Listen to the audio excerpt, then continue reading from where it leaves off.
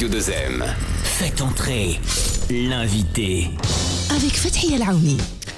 Bonjour, ravi de vous retrouver pour ce nouveau numéro de Faites entrer l'invité. Il y a un geste qui ne prend que quelques minutes mais qui peut sauver des vies. Régulièrement, des campagnes sont menées pour sensibiliser sur quoi ? Sur le don de sang. Mais cette période de Covid a une nouvelle fois créé un déficit et il est énorme. À titre d'exemple, la région de Casablanca-Stade doit fournir 500 à 600 poches de sang par jour pour satisfaire les demandes de plus de 600 établissements de santé.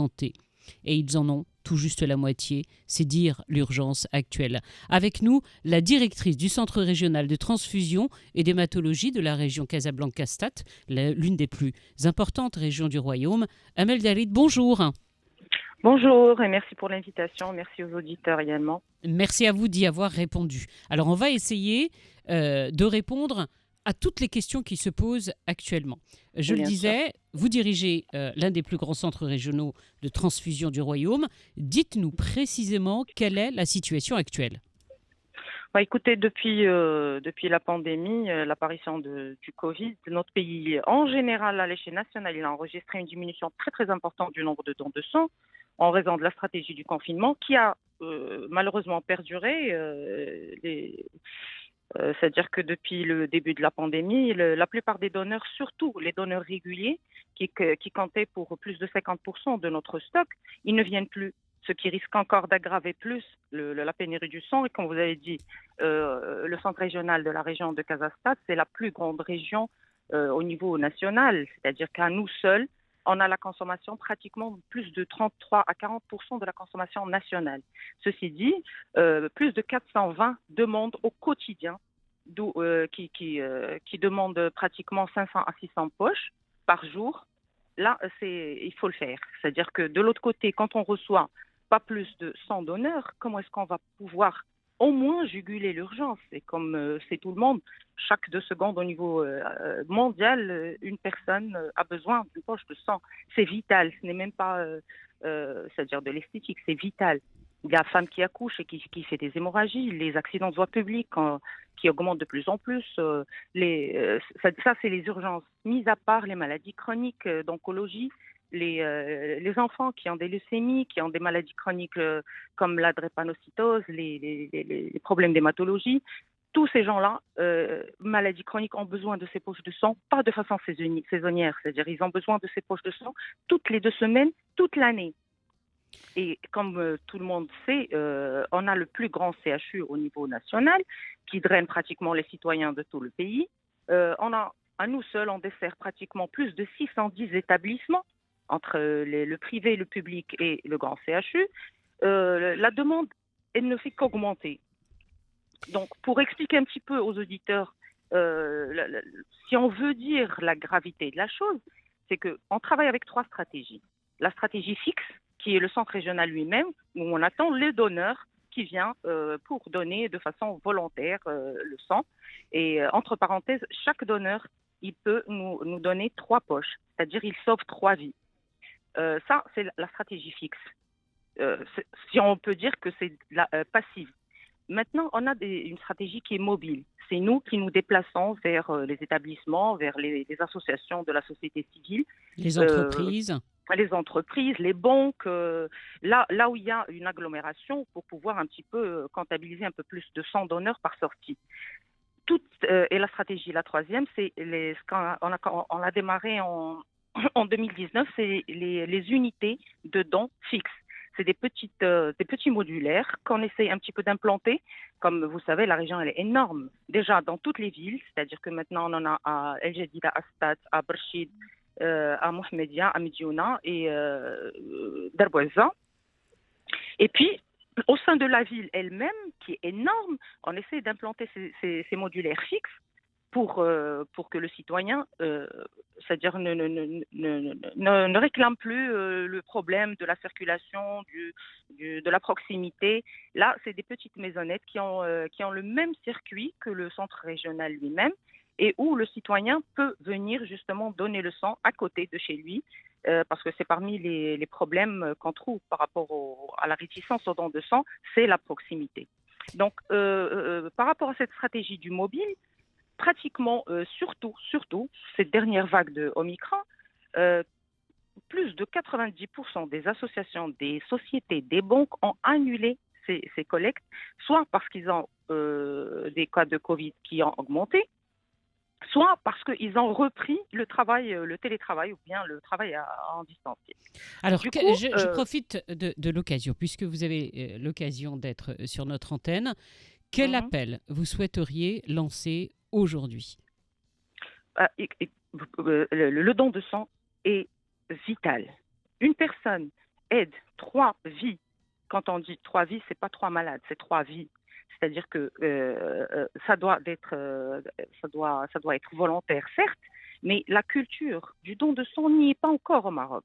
Quand l'Organisation mondiale de la santé nous indique que minimum dans un pays, on doit avoir 3% de la population donneur, et qu'au Maroc, on est un pays musulman, le Maroc, il est généreux de par sa nature, et qu'on n'est même pas au plancher de 1%, c'est malheureux. Parce que le don de sang, comme on a dit, c'est un geste très noble.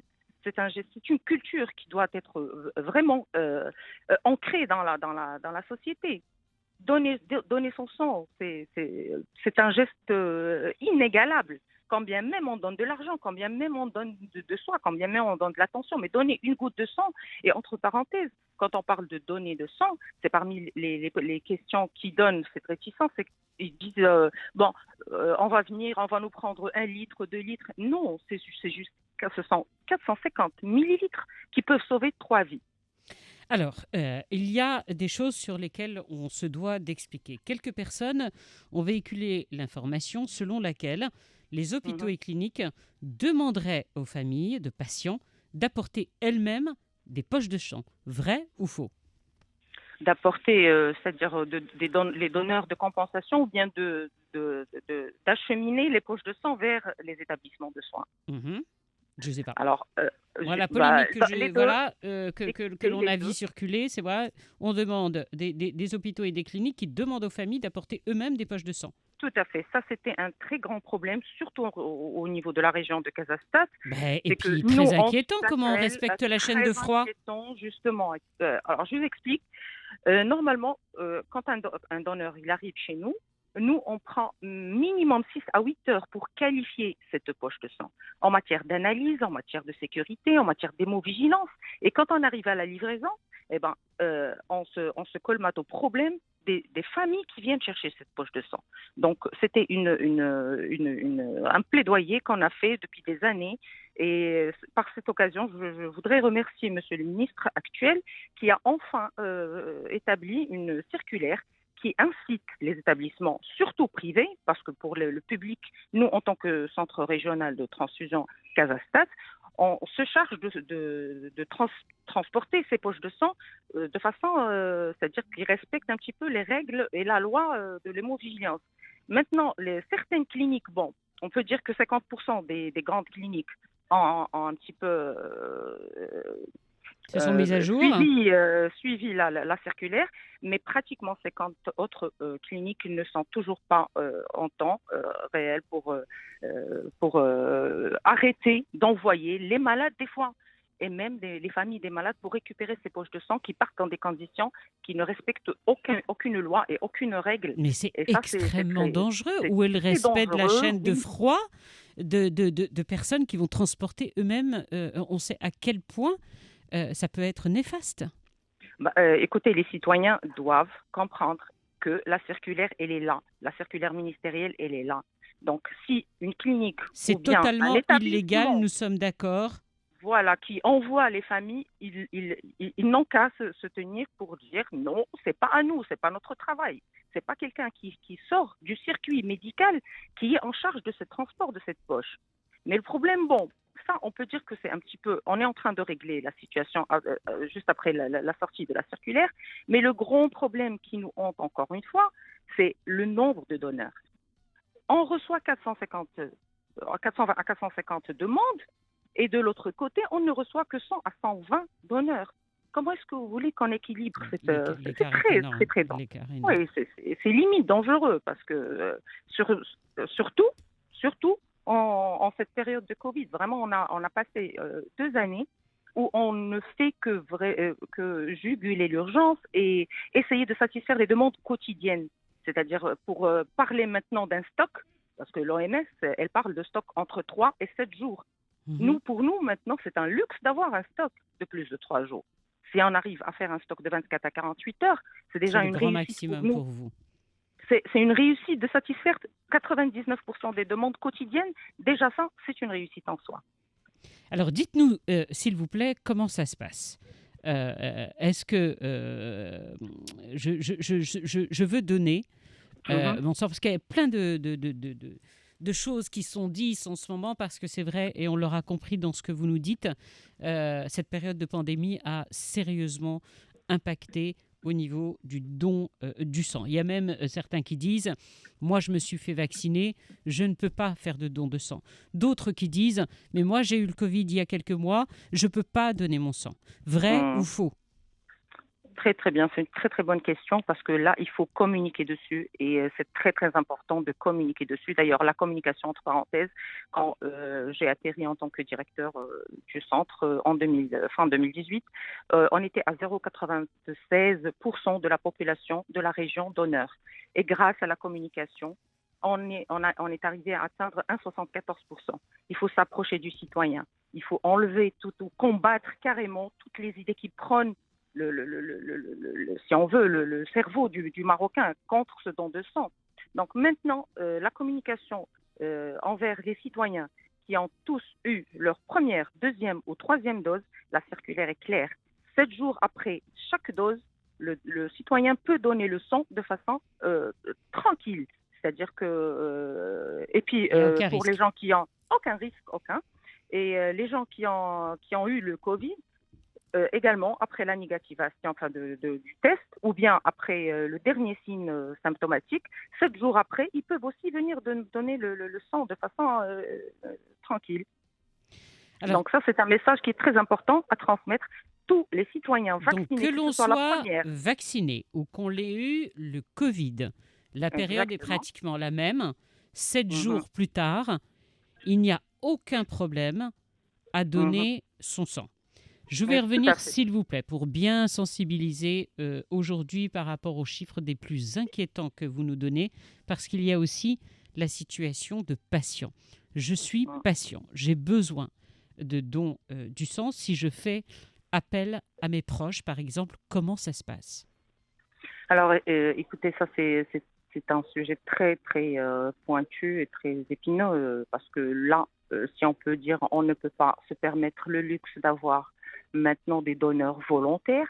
Donc, on se rabat encore, et ce qui est malheureux, aux dons de compensation. Alors, ce qu'on appelle les dons de compensation, voilà, je vous explique. C'est quand, par exemple, une personne a besoin de 2 poches de sang, on lui demande gentiment et volontairement de ramener 2 donneurs de sa famille pour au moins essayer de juguler le stock qu'on a. C'est-à-dire que si, l'exemple, il est là, on a 500 poches à 600 poches à sortir au quotidien et on reçoit 100 à 120 donneurs. Donc, comment est-ce qu'on va pouvoir gérer les demandes? Donc, pour le moment, malheureusement, je le dis encore une fois, entre parenthèses, on est encore dans le besoin de dons de compensation, chose qu'on essaye de combattre au maximum pour avoir des dons volontaires de façon à 100%. C'est-à-dire qu'au fin 2019, on était pratiquement à 70% de donneurs volontaires, mais avec l'apparition de la pandémie, on est retombé encore dans le don de compensation. Espérons que ça va changer. Espérons que ça va changer avec cette culture qui doit être ancrée dans la population marocaine. Comment on peut, quand on parle de transfusion sanguine, comment on peut, je sais que vous faites des caravanes, je sais que vous faites des campagnes de sensibilisation, il y en a encore une l'année dernière. Est-ce qu'on sensibilise aussi les plus jeunes d'entre nous à avoir cette culture de don du sang? Parfaitement. Donc, quand on a fait un petit peu une analyse SWOT pour comprendre le pourquoi de la chose. Pourquoi on n'arrive pas à atteindre ce plancher de 1% de la population donneur au niveau du Maroc. Donc, on a vu que c'était tout d'abord, problème de communication. Ça ne communique pas beaucoup par rapport à cette culture. Et deuxièmement, c'est-à-dire qu'il faut une volonté un peu plus grande que régionale. Il faut que tous les ministères mettent la main à la pâte. ministère de l'Éducation, pourquoi ne pas, c'est-à-dire faire des leçons ou intégrer des leçons de la culture du don de sang, même au niveau des collèges, même au niveau du primaire. C'est-à-dire que le citoyen, quand on voit les pays voisins, enfin européens, qui arrivent à 4 et 5% de population donneur et que nous, on est juste on n'a même pas atteint 1%. Donc, c'est question de culture. Donc, dans ce sens, on a fait une stratégie de telle sorte à ce qu'on fait sortir nos équipes, des équipes qui contiennent des médecins et des infirmiers, dans les dernières années du lycée et les premières années des facultés, où on donne des cours, si on veut, orientés, où on répond à beaucoup de questions de jeunes. Et je peux dire que ça a donné ses fruits. Les jeunes ont commencé à s'agglomérer de façon à constituer des associations de jeunes et que je remercie d'ailleurs énormément. Ces 2 années, ils nous ont beaucoup aidés. Donc ces associations, ils ont commencé à faire des dons et des collectes de façon très régulière. Et ça fait vraiment chaud au cœur et on espère que ça va augmenter encore une fois. Parce que si on prend maintenant, par exemple, les statistiques et que juste dans l'Hexagone, par exemple, de Paris, il y a 150 000 associations qui sont actives dans le don de sang et qu'au niveau du Maroc en entier, on en trouve 150, c'est-à-dire qu'on est encore loin, très loin de l'objectif. Maintenant, les associations, ils ont un rôle très important, autant important que les médias. D'abord, c'est les intermédiaires entre nous et le citoyen, parce que les associations, si on veut, c'est des associations qui sont locales, le citoyen leur fait confiance plus. Donc, il faut qu'on remette sur la surface cette confiance entre le citoyen et les administrations étatiques. Si vous venez de nous rejoindre, je vous rappelle que nous parlons en ce moment du déficit de dons du sang actuellement, des centres de transfusion qui sont en situation critique et qu'avec nous avons la directrice du centre régional de transfusion et d'hématologie de la région Casablanca, stat le docteur Amel Dari. Dites-moi une chose, est-ce que c'est bénéfique pour notre santé de donner du sang ? Tout à fait. C'est-à-dire que la personne qui vient donner de sang est de façon régulière et si on peut donner encore cette information qui est très importante, l'homme peut donner tous les 2 mois et la femme peut donner le sang tous les 3 mois et ça a énormément de bienfaits sur sa santé avant de sauver ses 3 vies. Ça doit éliminer les toxines, booster... Tout à fait. Quand on donne ces 450 millilitres, si on ose dire c'est un grand verre d'eau, ça diminue la charge de fer que contient le corps, ça diminue l'oxydation du cholestérol, ça baisse, et écoutez bien les chiffres, de plus de 33% le risque d'infarctus du myocarde, de plus de 80%. Ah oui. 33% ? Oui, ça c'est des études qui sont... Quand on donne son sang régulièrement. Quand on donne son sang réguguellement. C'est là la campagne de sensibilisation que vous devez faire. C'est bien d'abord pour la personne qui donne, mieux que sauver les 3 vies. C'est-à-dire que tu fais du bien pour toi-même, pour ta santé. Et de 80%, les risques des AVC, les accidents vasculaires cérébraux. Et puis, il y a même des témoignages pour des gens qui ont des migraines et qui n'ont vraiment... qui ont tout essayé en termes médicaux, et puis on leur a conseillé de venir donner le sang de façon régulière, et figurez-vous qu'ils n'en souffrent plus. Ça aide aussi à régler les problèmes de dépression, qui est un fléau social actuellement. Ça aide Ça régénère nos cellules ? Tout à fait, parce que quand le corps il sent qu'il y a un petit manque de 450 millilitres, et puis les gens qui donnent, les globules rouges, le plasma, il se régénère dans les heures qui suivent. C'est-à-dire que quand il se régénère avec de nouvelles cellules. Donc non seulement on sauve des vies, mais on protège la nôtre. Exactement, tout à fait. Donc que du bénéfice.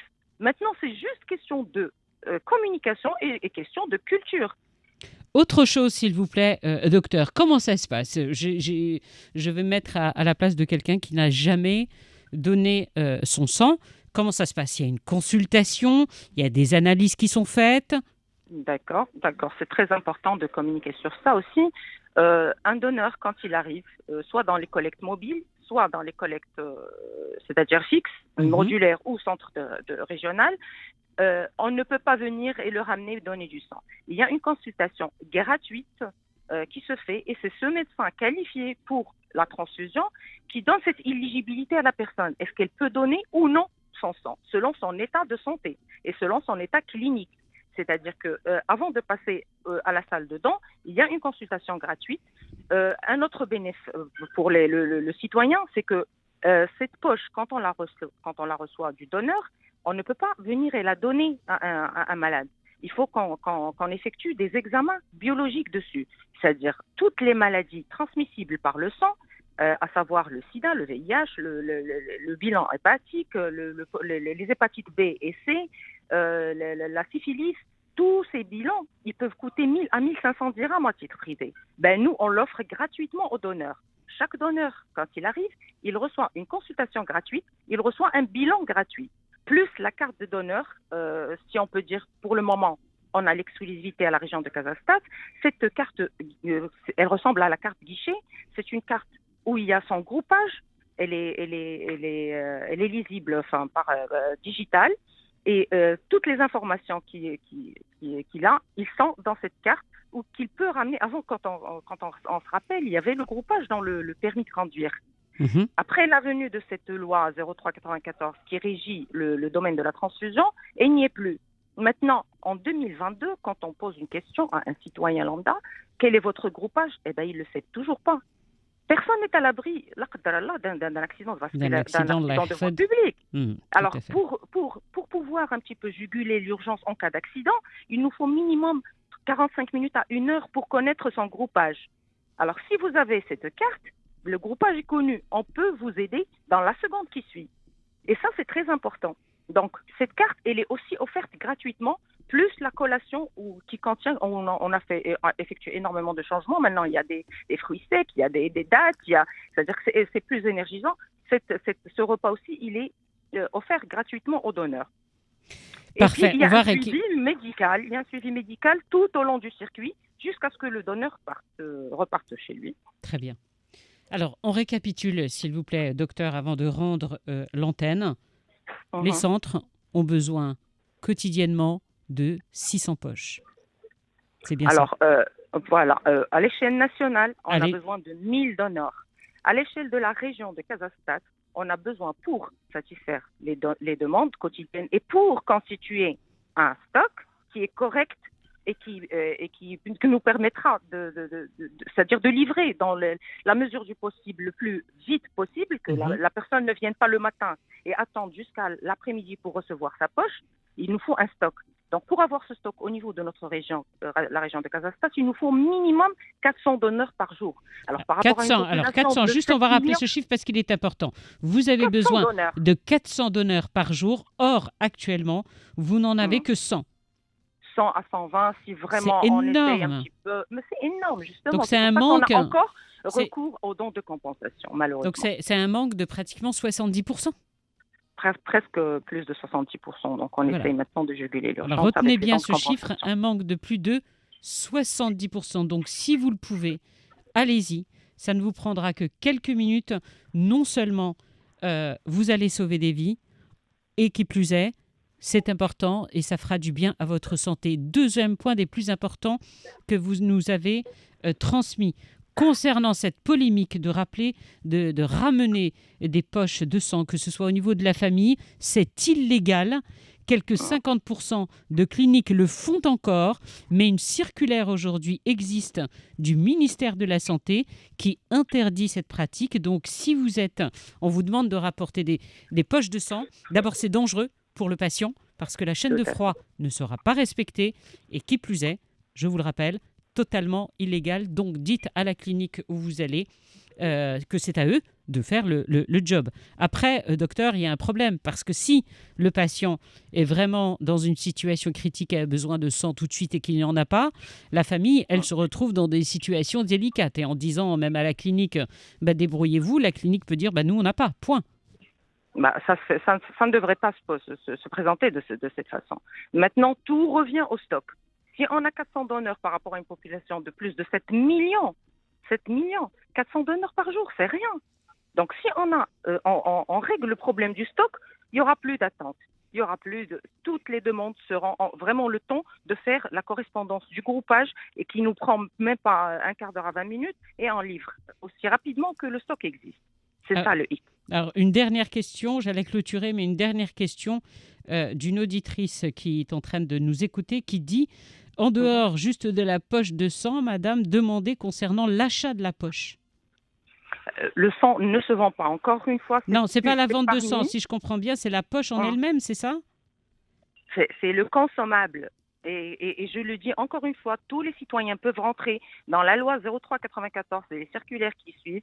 C'est la poche qui est hyper sortante, c'est la poche de CGR, ce qu'on appelle les globules rouges, et elle coûte 360 dirhams. Le consommable, la triple poche, le stockage, les analyses qu'on fait, mais le sang qui est à l'intérieur ne se vend pas.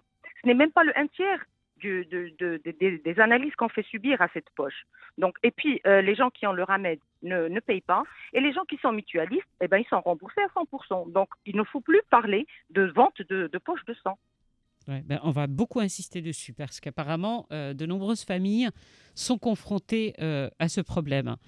Écoutez, merci beaucoup. J'espère qu'on aura répondu et sensibilisé, en tout cas, sur l'importance de la situation actuelle.